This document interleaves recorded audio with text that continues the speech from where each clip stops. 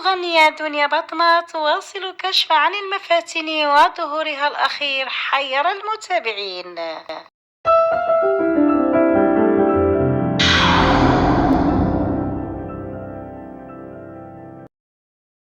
تعمدت المغنية دنيا بطمة من جديد إثارة الجدل بنشر صور جريئة على حسابها الرسمي الإنستغرام.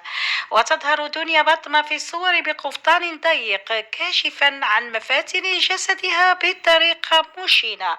دنيا بطمة غالبا ما تعتمد في ظهورها على تقنية الفوتوشوب وعلى المكملات الإضافية في مناطق معينة من جسمها، وهو ما سبق أن فسره خبراء بانعدام الثقة المغنية في جمالها وطبيعتها التي غيرتها بنسبة كبيرة جراء عمليات التجميل. وقبل شهر رمضان ظهرت دنيا بطمة بإطلالة كاشفة فيها على البطن في صور شبهها الكثيرون بتقليد كارتشيان وجرأتها. كما أن المغنية تجاوزت المحظور بعد تحررها من محمد الترك، وبدت تتمتع بنشر صور جريئة.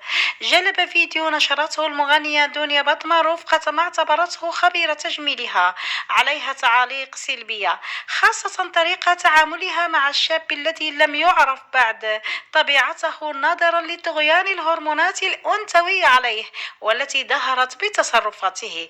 وقد تعالت أصوات متابعي دنيا بطمة بالكف عن نشر مثل هذه التفاهات والابتعاد عن الحفلات الخاصة والنوادي الليلية والعودة إلى الفن الذي تخلت عنه بطمة منذ فترة، وأصبحت تكرر الأغاني الشعبية في حفلاتها بطريقة أصبح الجمهور يعيبها كثيرا.